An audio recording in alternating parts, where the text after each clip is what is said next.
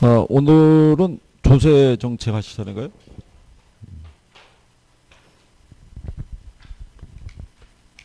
오늘은 어떻게 뭐 컨디션이 좀 괜찮아 보이십니다. 예. 뭐 이제는 뭐 담담해지기로 하신 모양이죠.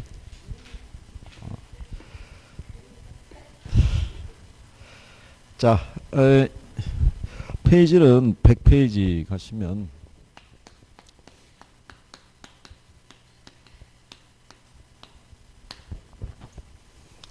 예, 조세에 대한 부분을 보시면은 정부가 이제 국가 경영 등을 하기 위해서 필요한 재정 수입의 확보라는 게 이제 1차적인 목적이고요. 그 다음에 이제 시장 실패에 대한 보완이라든가 사회적 형평성의 증진과 같은 사회 경제 정책의 수단으로도 우리는 조세를 이제 활용하고 있다라고 보시면 되겠죠.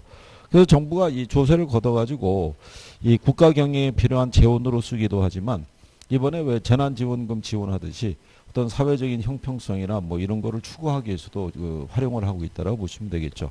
어쨌든 1차적인 목적은 국가 경영 등에 필요한 뭐를 조달하기 위해서, 재원을 조달하기 위해서, 그렇죠? 근데 이제 부동산에 관련된 조세가 취득하고요, 예, 보유하고, 그 다음에 이제 그 매각을 할 때, 예, 그 돈이 이제 우리가, 여기서 이제 우리가 양도 이렇게 얘기를 하죠. 그래서 여러분 시험에는 요 보유에 관련해 가지고, 예, 국세가 이제 종합부동산세, 그 다음에 이제 지방세가 재산세.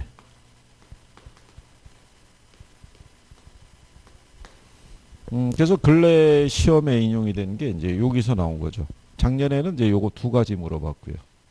기억하고 니은을 주고, 예. 그 다음에 재작년에는 종합부동산세만 이제 답으로 유도했던 거죠. 그러니까 이 정부 들어가지고는 이 보유세를 강화시키는 쪽에 초점을 두고 있기 때문에 그래서 이제 종부세하고 재산세에 관한 부분을 예, 여러분들에게 언급을 한 거니까. 그리고 요즘은 이제 정부가 그 법 개정을 통해 가지고 새롭게 도입하려고 하는 것들이 그 임대차 보호법이 있죠. 예, 그거 개정해 가지고 전월세 신고제도 도입을 하겠다. 그 다음에 이제 전월세도 이제 상한제를 두겠다. 뭐 이런 것도 있죠. 뭐 기간에 관한 부분. 뭐 이걸 추진하는데 그 다행스러운 거는 일단은 연내 추진해요. 올 안에 예, 그래서 10월 30일만 넘어가면 예, 여러분들하고는 무관하니까 그건 32회 수강생이 그 이제 접해야 되는 부분이죠. 우리가 32회까지 넘어가면 곤란하죠. 그러니까 그 양반들에게 맡기고 예, 그래서 여러분들이 그래도 법이 개정이 돼서 여러분 시험에 만약에 반영될 소지가 있거나 그런 게 있으면 그건 제가 따로 정리해서 알려드려요. 지난번에 우리가 왜 그 주택연금 그 가입 연령이 낮춰지듯이 예, 그런 거는 이제 바로 알려드리니까 이게 이제 요약집이 출간이 되고 난 다음에 이후에 개정이 된 거는 어쩔 수 없이 저희가 다시 수정해서 드릴 수밖에 없고 예. 그리고 이제 또 좀 있으면 이제 문제집이 나와서 문제풀이를 해요. 근데 문제집이 나와서 문제를 푸는 사이에 또 개정이 될 수가 있어요. 예, 그러면 이제 나중에 동영 모의고사에서 예, 그걸 또 다시 수정해드리고. 그래서 마지막 이제 끝날 때까지 만약에 뭐 개정이 되거나 수정된 사항이 있으면 끝으로 다 이제 공지를 해요. 그래서 그런 거 확인하시면 될 거예요. 그 다음에 우리가 이제 거기 나와 있는 예, 지난번에 이 절세하고 이 조세 회피하고요. 그 다음에 탈세 있죠. 예, 이거 어디까지가 합법적이냐? 여기까지가 이제 합법적이고요. 여기서 불법적인 거는 탈세만 불법적이다. 저것도 시험에 한번 나왔던 적이 있어요. 예, 그래가지고 이 조세 회피가 불법이다. 이래가지고 이제 한번 틀리게 유도한 적이 있으니까 예, 그거 참고하시면 되겠고. 그 다음에 이제 요거 조세의 기능이라는 게 있죠. 기능에 보면 본원적 기능이라고 해서요. 예, 1차적인 게 아까 말한 대로 뭐를 조달하기 위해서 예, 재원을 조달하기 위해서 이제 과세를 하는데 이로 인해서 이게 파생적인 기능이 나오죠. 재원 조달을 하기 위해서 가령 예를 들어서 뭐 상속세라든가 증여세라든가 또는 관세라든가 이런 거를 부과하는 과정에서 여기서 이제 뭐가 유도될 수 있냐면 소득 재분배라든가 또는 자원 배분이 있죠. 예, 이런 것들이 이제 유도가 되더라 이런 얘기죠. 그러니까 상속세 또는 증여세를 부과하면서 뭐가 소득 재분배 효과를 가져올 수 있고요. 관세를 부과함으로써 자원 배분이 있죠. 예를 들어서 옛날에 보면은 우리나라 산업이 그러니까 이제 유치 사람이 많았다는 얘기죠. 취약해가지고. 그래서 옛날에 품질은 어디가 더 좋았냐면 수입품이 더 좋았어요. 예. 근데 그걸 방치하게 되면 국내 산업이 설 자리가 없거든요. 그러면 기업들의 입장에서는 굳이 그거를 생산하기보다는 차라리 수입해 와서 팔면 훨씬 편하거든요. 근데 이제 수입품에 대해서 정부가 높은 관세를 부과하니까 그 두려워가지고 이윤이 크지 않겠죠. 그러면 차라리 정부가 보호해 줄 때 국산 제품에 대한 품질을 강화시키고 그쪽으로 방향을 전환을 하게끔 유도할 수 있는 거. 그런 것들이 이제 있겠죠. 그리고 이제 상속세 증여세를 통해서 소득 재분배 효과를 가져올 수 있죠. 그렇지 않으면 이제 부의 대물림이 발생하고 계층 간의 어떤 위화감 이런 것들이 조성이 될 테니까 그걸 이제 시장 안에서는 해결할 수 없으니까 정부가 개입해서 이제 유도한다. 뭐 이렇게 보시면 되겠어요. 그리고 이제 조세의 종류는 거기 우리가 취득과 보유와 양도 관련에 대한 부분이 있다 그러면 어쨌거나 가장 대표적인 게 종부세하고 재산세가 된다는 거. 뭐 그런 정도 알아두시면 되겠고요. 그 다음에 이제 조세 전가하고 귀착이라고 있어요. 그죠? 여기 파트를 이제 조금 알아두시면 될 것 같은데 여기를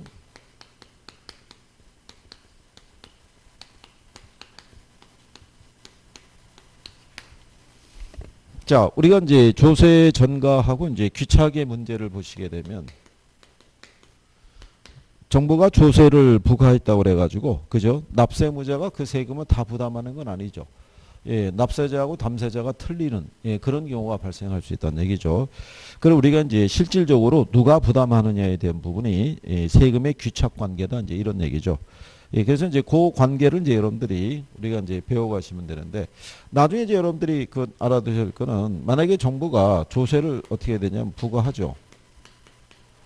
부과할 때 수요자에게 조세를 부과하면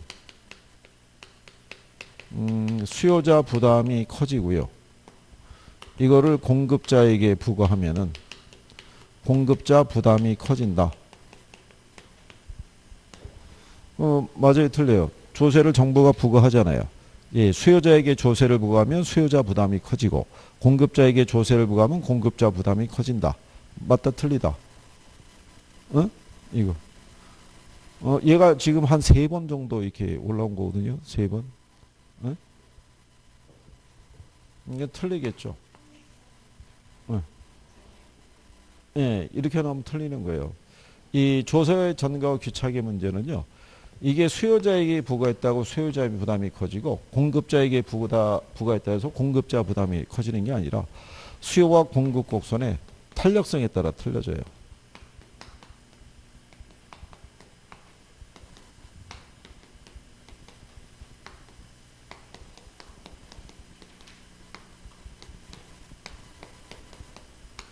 그죠? 그래서 이것도 시험에 나온 건데요. 상대적으로 탄력성이 작은 쪽이 있죠. 여기가 부담을 더 많이 해요.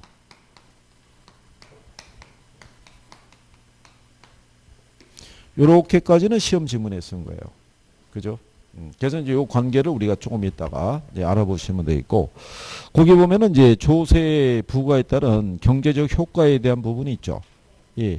거기는 시험에 한번 나온 경우인데요. 일단 조세가 부과가 되면요. 예, 시장에서 거래되는 양이 어떻게 돼요? 줄어들어요. 그죠? 예. 그래서 이제 그게 사회적 후생 손실을 초래한다라고 이제 우리가 지난 시간에 말씀을 드린 거고요. 조세가 부과가 되면 시장에서 일단 거래량이 줄어들어요. 그리고 소비자가 이전보다 지불해야 되는 가격이 높아져요.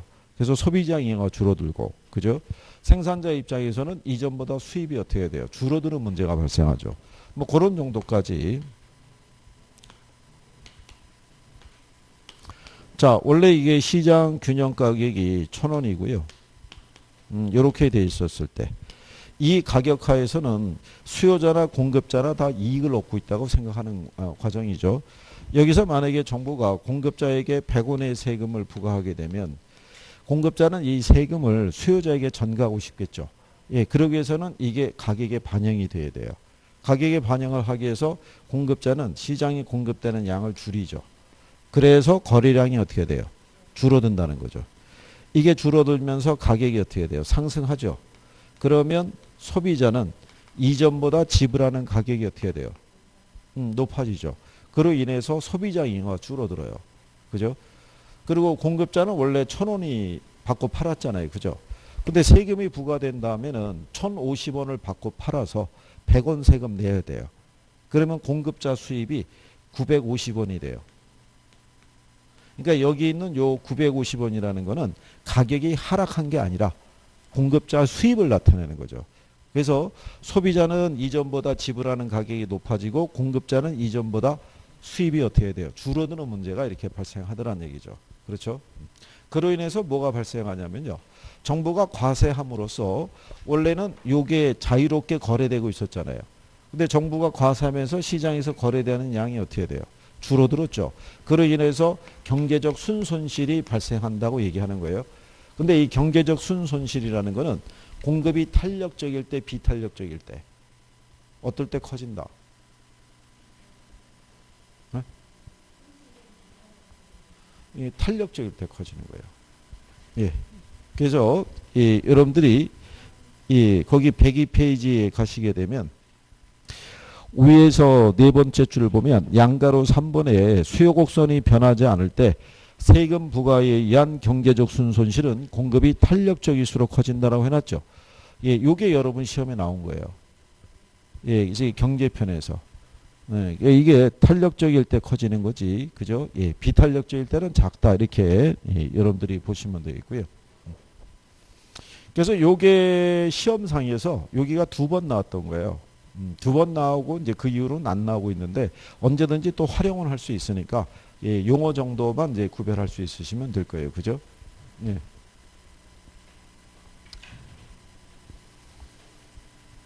그래서 이제 그 내용 관계를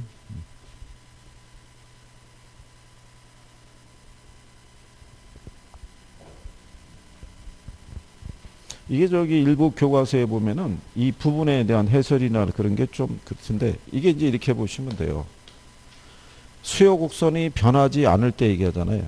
예, 변하지 않을 때 만약에 여기 이렇게 공급 곡선이 있어요.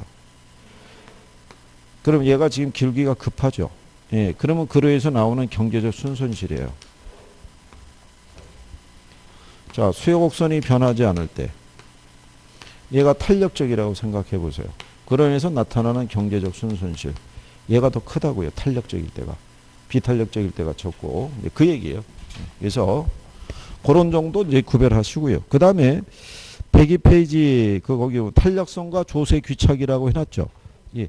요거는 이제 여러분들 모의고사 뭐 이렇게 외부 이렇게 뭐 보고 그러면요. 잘 물어보는 게 이제 그거죠. 예, 탄력성과 조세 귀착에 대해서.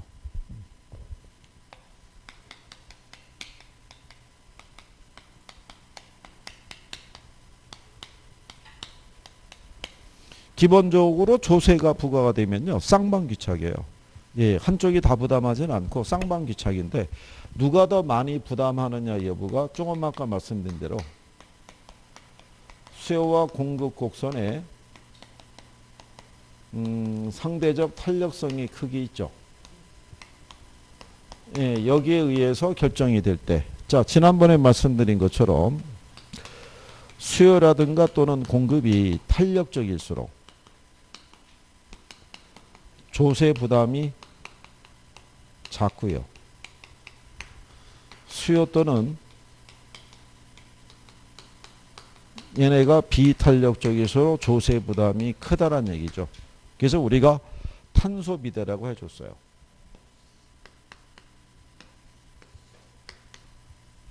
그죠? 예, 그래서 여러분들에게 시험에 나왔던 거는 예를 들어서 공급 곡선이 수요 곡선에 비해서 더 탄력적일 수가 있죠. 그렇죠? 104페이지 가보시면요. 하단에 기출문제 지문 나와 있죠.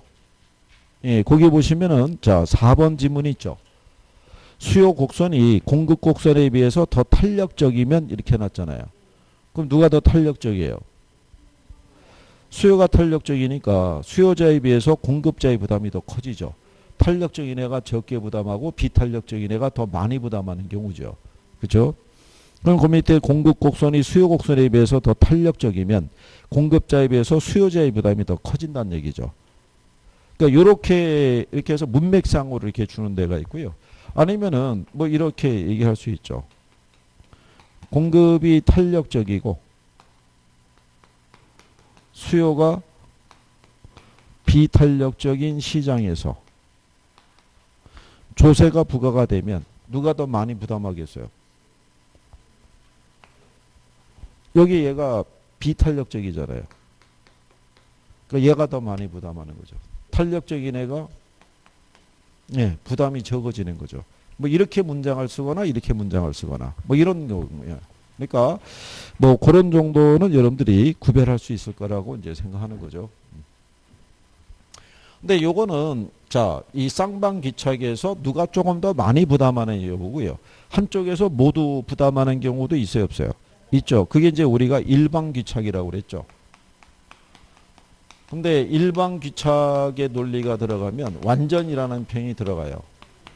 근데 요거는 우리가 이제 이렇게 표현했었죠. 수요가 완전 비탄력적이면 누가? 수요자가. 수요가 완전 탄력적이면 공급자가. 공급이 완전 비탄력적이면 공급자. 공급이 완전 탄력적이면 수요자. 그러니까 요게 완전 비탄력적이라는 표현이 들어가면 앞에하고 뒤가 같아지는 거예요. 그죠? 근데 완전 탄력적이라는 표현이 들어가면 앞에하고 뒤가 어떻게 돼요? 틀려지죠.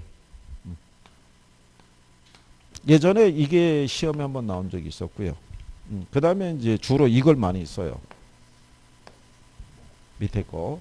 예전에는 수요가 완전 탄력적일 때 조세가 부과가 되면 전액 누가? 수요자가 부담한다. 이렇게 해가지고 틀리게 준 적이 있었어요. 그게. 근데 그 다음서부터는 주로 이제 이쪽으로 주는 거예요. 공급이 완전 비탄력적일 때. 그죠? 근데 이거를 그냥 공급이 완전 비탄력적일 때 이렇게 표현하지 않고요. 그죠? 조금 아까 여러분들이 봤던 그 104페이지 지문 있죠? 예, 거기 기출문제 지문 가보시면은 거기 3번 지문 있죠? 자, 토지 공급의 가격 탄력성이 0인 경우 있죠? 0의 의미가 뭐예요? 예, 완전 비탄력죠. 자, 그럴 때 조세 부과 시 토지 소유자가 전부 부담하게 된다라고 해놨죠. 이게 그때 회차의 답이었었어요. 올바른 거 고르라고 그랬을 때. 그죠? 그러면 말 그대로 공급의 가격 탄력성이 뭐라고 그랬어요? 0. 그럼 완전 비탄력적이잖아요. 그럼 누가 부담해야 돼요? 공급자. 근데 이 공급자의 표현을 토지 소유자라고도 얘기할 수 있고요. 또는 매도자라고도 얘기할 수 있고. 그죠? 또는 임대인 뭐 이런 식으로 표현할 수 있다는 얘기죠. 이렇게 바꿔서. 그러니까 그런 표현의 변화를 가지고 여러분들에게 착각을 유도하는 거예요. 그러니까 내가 정확하게만 이해가 되면 표현이 바뀌더라도 충분히 찾을 수 있는 경우예요. 그죠? 그러면 우리가 지난번에 알려드린 거죠. 왜 얘가 다 부담하느냐. 그래서 이렇게 돼 있으면 이게 수직선이니까 완전 비탄력적인 상황이잖아요. 예, 이렇게 이제 수요 곡선이 있다라고 가정할 때요. 이 상태에서 이제 정부가 자, 100원의 세금을 이제 부과했다. 그죠? 예, 그랬을 때 자, 가격이 어떻게 되겠어요? 어? 여기서 항상 얘기하는 게 얘가 지금 한 6번 정도 등장했거든요. 칠판에. 예, 그러면서 제가 꼭 물어봤어요. 가격이 어떻게 되느냐? 그리고 여러분들이 제일 먼저 나오는 게 올라간다. 상승. 그럴 때 제가 얘기하죠. 가격이 변하는 거는 세 가지가 있다. 상승도 있고 하락도 있고 불변도 있다. 세 가지가 있다. 그중에 초이스를 하세요. 이렇게 얘기를 하거든요. 그래서 상승은 일단 버린 거 아니에요. 그죠? 예. 그러면 뭐겠어요? 불변이라고요. 불변. 변하지 않는다고요. 그래서 얘가 다 부담한다고요. 무슨 얘기냐면 요 조세 있죠? 예, 이거를 얘에게 전가시키려고 그러면 이게 여기에 반영이 돼야 돼요. 가격에. 가격에 반영을 해주려고 그러면 이걸 줄여야 된다고요. 근데 완전 비탄력적이니까 양이 안 줄어들잖아요. 줄어들지 못하니까 가격이 변화가 없죠. 그럼 결국 공급자는 1,000원 받고 팔아서 자기가 100원 세금 다 내야 되는 거예요. 그러니까 공급자 수입이 이렇게 줄죠. 그렇죠? 무슨 말인지 이해하시겠나요? 네. 이렇게 하니까 기억은 나시죠? 그렇게 했었던 기억이. 그죠? 예. 그러니까 그래서 이제 그런 내용 정도 예, 알아두시면은 이제 무난할 거고요. 그런 내용들은 다 똑같다라고 이제 여러분들이 보시면 돼요. 그래서 거기 그 재산세의 귀착 관계라든가 그 밑에 가면 임대주택 시장의 경우 있죠. 예, 거기도 다 마찬가지예요. 이게 모든 요건이 그러니까 제목이 임대주택 시장으로 달고 들어오더라도 탄소비대 논리라든가 그 다음에 일반기착의 논리 있죠.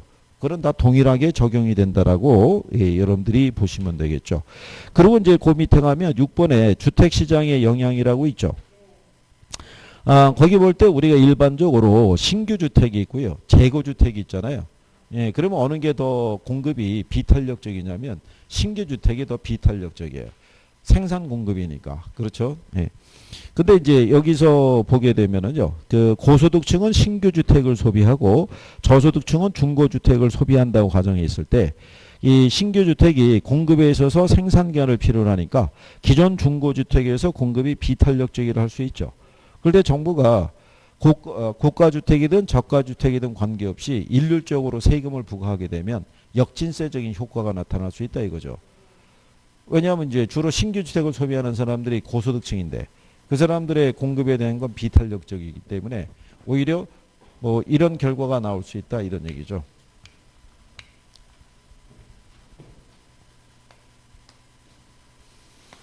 우리가 이제 요게 수요고요. 이게 공급이라고 그랬을 때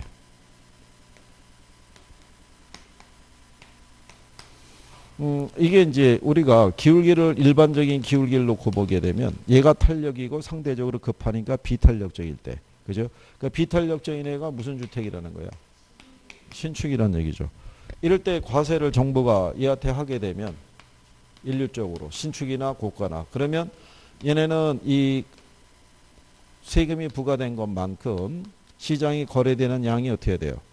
이렇게 줄어드는 문제가 발생하죠. 그럴 때 이렇게 가격이 올라간 부분은 요만큼이고요. 그 다음에 이제 요거 팔아가지고 우리가 나머지가 요만큼 부담을 한다라고 그랬을 때, 이거 이제 그 세금에 대한 부분이죠. 수입에 대한 부분. 요거를 보시게 되면 수요자의 부담이 상대적으로 적죠. 예, 그럼 왜 그러냐면 지어서 들어올 때까지 뭐가 많이 걸리니까. 시간이 많이 걸리는 거죠. 근데 이제 반대로 이렇게 했었을 때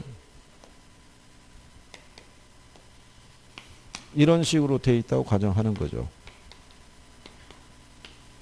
이런 상태에서 만약에 과세를 하게 되면 얘는 이제 탄력적이니까 무슨 주택이다. 중고주택이다. 그러면 이렇게 우리가 과세하게 되면 얘가 역시 공급 곡선이 상방 이동해요.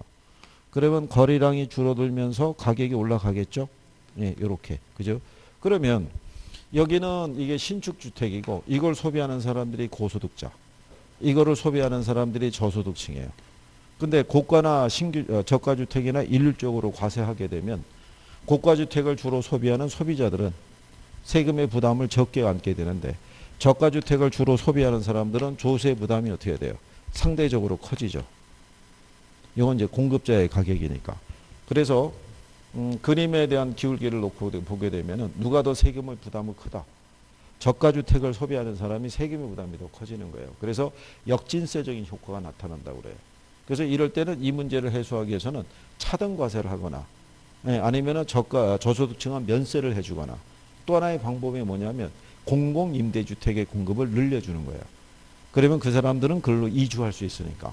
그래서 그런 과정을 이제 얘기하고 있는 경우죠. 그러면 요거까지는 왜 설명해 드리냐면 만약에 외부 무슨 모의고사나 이런 거 보게 되면 이런 표현이 나올 수 있을 거예요.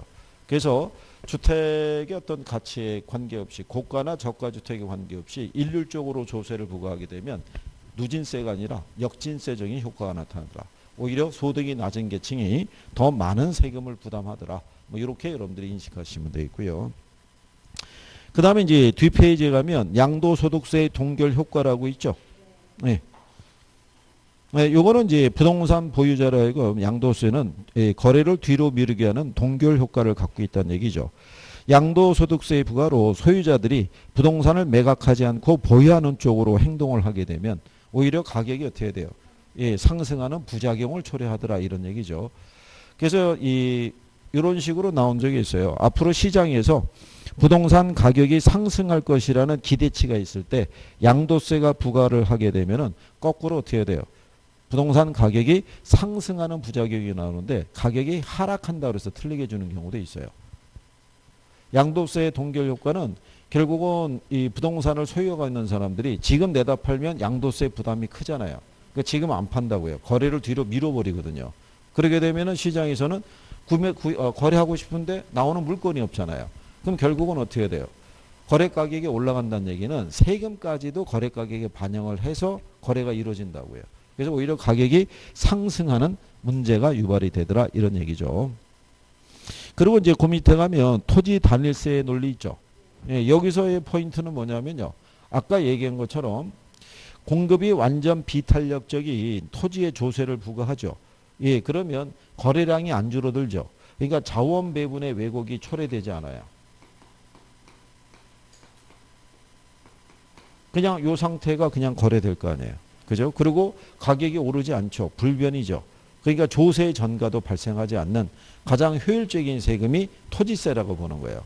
근데 이 사람은 토지세 중에서 어디에 부과하자는 얘기냐면 지대. 지대라는 게 일종의 초과인이거든요. 그리고 이제 이 양반이 얘기하는 게 뭐냐면 자본주의 경제에 있을 때 모든 생산을 통한 이윤 있죠. 예, 이거는 다 어디로 귀속이 된다고 보냐면 지대로. 그죠? 그래서 제가 그래서 이제 그거 납득을 시켜드리려고 지난번에 왜 족발집 운영하던 양반이 망치로 건물주 폭행한 사건이 있었다고 설명해 드린 거고. 그죠? 강남 같은 데 가게 되면 1층이 있죠. 1층의 업종들이 싹 바뀐 거예요. 왜냐하면 강남 임대료가 장난이 아니잖아요. 그러니까 거기 예전에 오래된 그 제과점도 하나 있었어요.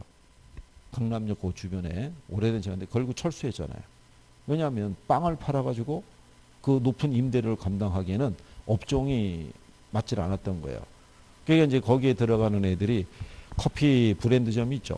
예, 그 유명한 애. 예, 걔네는 대로변으로 나올 수 있어요. 그 지나가다가 보면 야 저거를 운영해서 될까? 뭐 그런 생각이 들 때가 있고 그런 거예요. 저거 팔아가지고. 그러면 쭉 지나다 보면 업종이 또 바뀌어야 안 바뀌어요. 바뀌는 거예요. 임대료 비싸면 아무나 못 들어가요. 명동에 제일 임대료 비싼 데가 월 2억인가 그런데 예, 거기 들어간 게 그 화장품 그 브랜드가 들어가 있어요. 거기에. 근데 그거는 상징적인 의미가 커요. 야, 쟤네는 참 잘 되나 봐. 저렇게 비싼데도 저기 들어가서 매장을 저렇게 넓게 쓰는 걸 보면 뭐 이런 게 있거든요. 그러니까 어떤 이제 그게 알리는 마케팅 효과도 분명히 있는데 그러니까 월 2억씩에 만약에 임대료가 나간다 그러면 인건비하고 유지비 따지면은 그게 한 달 매출이 얼마 나와야 유지가 되겠어요. 그렇잖아요. 그러니까 거기 들어간 애들은 대부분 직영점이라고요. 본사에서 운영을 하는 거지 뭐 가맹점 받아갖고는 들어갈 수가 없는 거예요. 그런 데가. 그러면 결국은 임대료를 통해서 거기서 그럼 팔아갖고 나오는 수익은 다 임대료에 귀속이 된다고 봐야 되잖아요. 예, 그래서 그 부분에 대해서 이제 과세를 해야 된다고 이제 얘기하는 거죠. 그래서 이제 거기 보시게 되면 토지에 부과하게 되면 공급이 완전 비탄력적이니까 자원 배분의 왜곡이 발생하지 않는다고 주장했다고 그랬죠. 이게 예전에 여러분 시험에 한 3-4번 나왔어요. 그죠? 그러니까 토지세 정도는 알아두시는 게 용어상에서 도움이 되실 거란 얘기죠.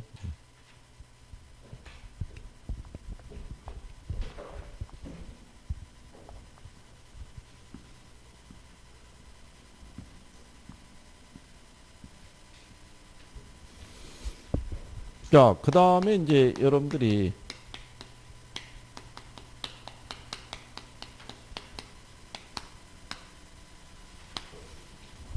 예, 투자론에 대해서 예, 정리를 해 보시는 경우죠. 예. 아, 여기 투자론은요.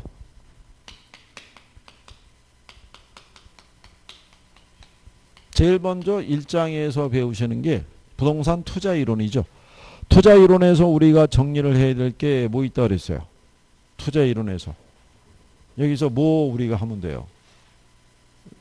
어? 여기서. 이거 하는 거예요, 이거.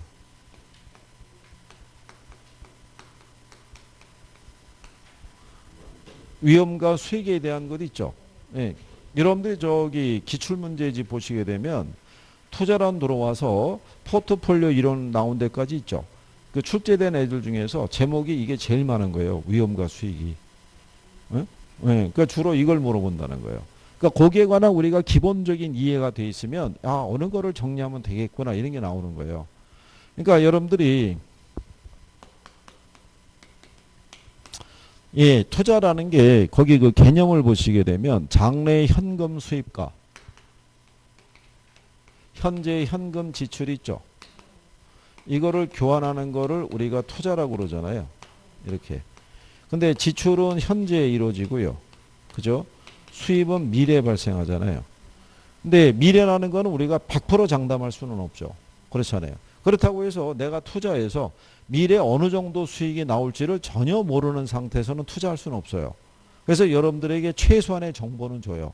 그게 확률에 관한 정보예요.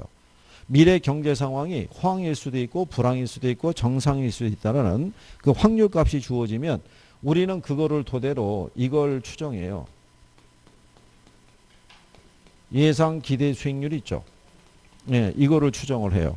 그런데 시장의 투자안이 이렇게 구성이 되어 있을 때 얘는 기대 수익률이 10%고요. 얘는 8%고 얘는 5%예요.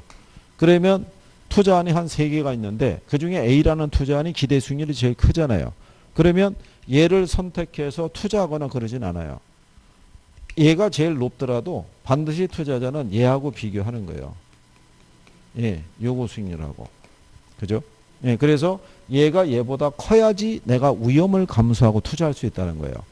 그래서 원래는 내가 요구하는 수익률이 9%잖아요. 그러면 얘가 크니까 투자하겠죠. 근데 만약에 시장이 진 것 같은 불확실성이 있죠. 코로나 뭐 이런 사태가 있어서. 그래서 얘가 9%가 아니라 몇 프로로 올라가면 그럼 그만큼 위험이 커졌다는 얘기예요. 그러면 이거를 상쇄시킬 만한 그 이상의 수익을 기대했을 때만 나는 투자할 수 있다는 거예요. 그래서 투자자는 항상 기대 수익률하고 뭐를 요거 수익률을 비교하는 거예요. 그래서 요게 시험 지문에 그냥 꾸준히 들어오는 거예요. 스탠다드하게. 그래서 얘가 얘보다도 더 큰 수익을 기대할 수 있으면 우리는 투자가 이루어져요. 그때 투자의 결과로 나오는 게 실현 수익률이에요. 그러니까 이거는 투자의 결과로 나오기 때문에 투자를 실행하는 시점에서는 알 수가 없어요. 그러니까 투자를 할 것이냐 말 것이냐 여부는 실현 수익률하고 비교할 수는 없어요. 그러니까 얘하고 비교하는 거예요. 무슨 말인지 아시겠죠? 근데 투자의 결과가 나왔을 때 이 결과가 내가 예상했던 거에서 크게 벗어나지 않을 수도 있죠. 근데 내가 예상했던 것보다 더 큰 수익이 나올 수도 있고 더 작은 수익이 나올 수도 있어요, 없어요? 이게 위험이라는 거예요. 투자자가 기대했던 상황과 전혀 다른 결과가 발생하는 것 있죠. 그걸 우리가 위험이라고 그래요. 무슨 말인지 이해하시겠나요? 그러면 투자자 입장에서는 내가 예상했던 거하고 결과가 다르게 만들어줄 수 있는 요인이 어떤 것이 있는지는 알아야겠죠. 그게 뭐가 있겠어요? 저게 이제 사업 위험이라는 것도 있고 인플레 위험이라는 것도 있고 법적인 위험이라는 것도 있고 이런 여러 가지 위험적인 요소가 있어요. 그죠? 그럼 걔네들이 어떤 성격을 갖고 있는지는 알아야겠죠. 그러면 이제 우리는 그런 애들에 대한 위험이 주어지면은 내가 생각했던 거하고 다른 결과를 가져올 수 있잖아요. 그러면 그거를 어디에 반영할 수도 있어야 돼요. 요구 수익률에 반영할 수 있어야 돼요. 그죠? 왜 그러냐면 일반적으로 투자자는 위험과 수익은 비례 관계라고 생각해요. 내가 부담하는 위험이 커지면 요구하는 수익률도 어떻게 해야 돼요? 커져야 돼요.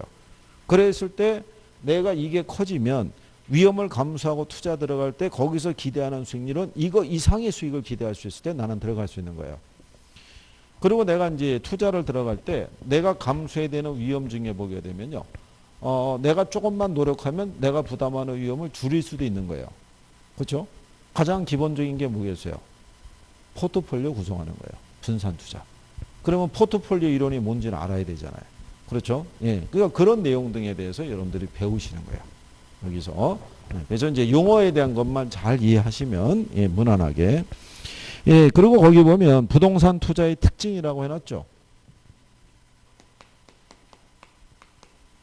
부동산 투자의 특징 중에 하나가 소득 이득과 뭐를 향유할 수 있다. 자본 이득을 기대할 수 있더라.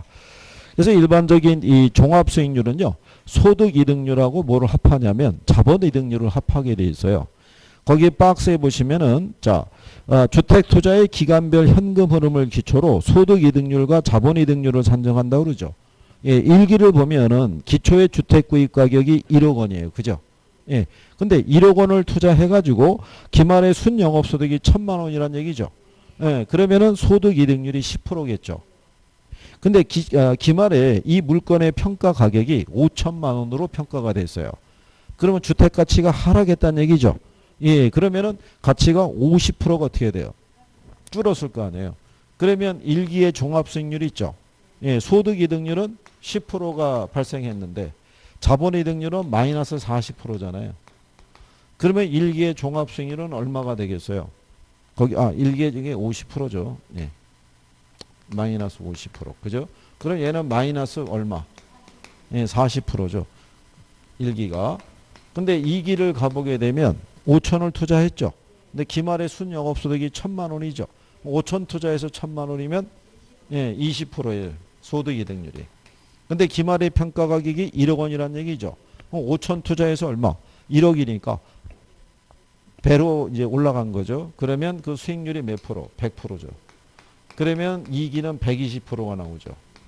자, 그럴 때 1기와 2기의 평균적인 수익률이 있죠. 네, 얼마겠어요? 1기와 2기의 평균적인 수익률.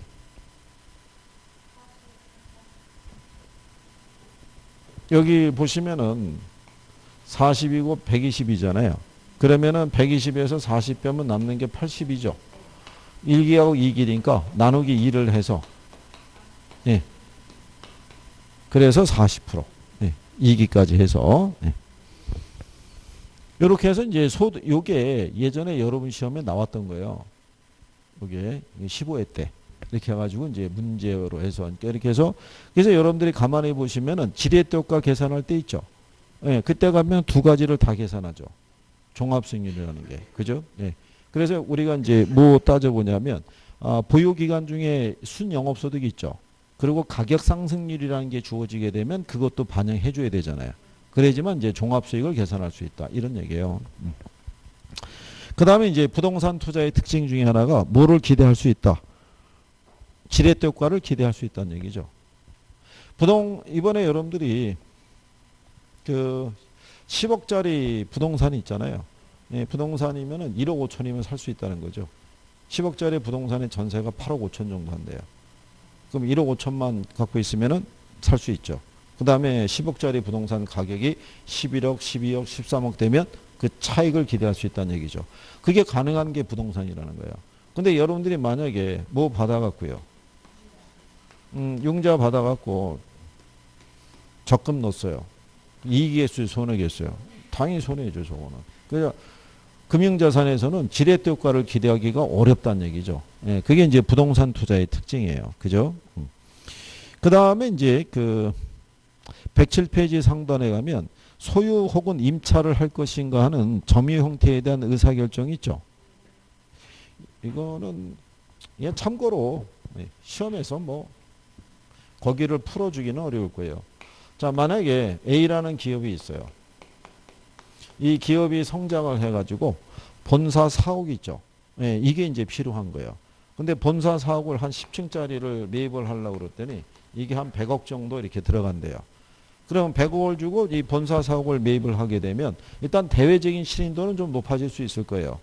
보유하고 있는 이제 자산도 늘어났고, 야, 이게 뭐 회사가 잘 되나 보다. 본사 4억도 한 100억대 정도의 빌딩을 갖고 있으니까. 이런 방법이 하나 있고요. 얘를 이렇게 들어가지 않고요. 보증금 10억 주고요. 임대료 얼마를 주고 5천을 주고 세를 들어갈 수도 있어요, 없어요? 네, 세를 들어가게 되면 자, 보증금 10억을 예를 들어서 10억을 넣었잖아요. 그럼 남는 돈이 90억이 있잖아요. 이거를 다른 사업에 운영을 하게 되면 운영에 따른 수익이 나올 수가 있겠죠. 무슨 말인지 아시겠나요? 어느 게 더 난 것인지에 대한 결정을 할 수도 있다 이런 얘기예요. 그래서 부동산은 이게 가능한 자산이라는 거예요. 내가 내 소유로 매입할 수도 있고 아니면 내가 오히려 세를 들어가서 나머지 여유 자금을 갖고 운영 자금으로 쓸 수도 있다 이런 얘기예요. 그죠? 예. 그래서 이런 게 발달한 기법이 셀스 앤 리스백 그 개념이라고 보시면 돼요. 그러니까 보유 부동산을 매각을 하는데 그 조건으로 그 물건을 계속해서 임대차에서 쓰는 거예요. 예. 그럼 일단은 매각을 하면서 현금이 들어오잖아요. 그럼 그걸 가지고 부채 비율이나 이런 거 낮출 수도 있고 아니면은 다른 사업에 필요한 자금으로 활용할 수도 있고 뭐 그런 개념이라고 생각하시면 돼요. 그죠?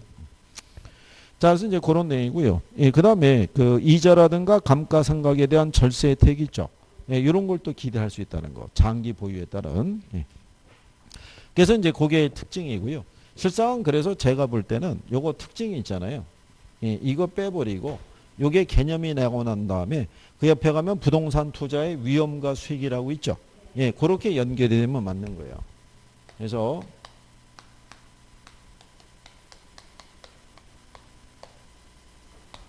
그래서 이제 여기서부터 이제 투자에 대한 위험 이런 것들이 있죠.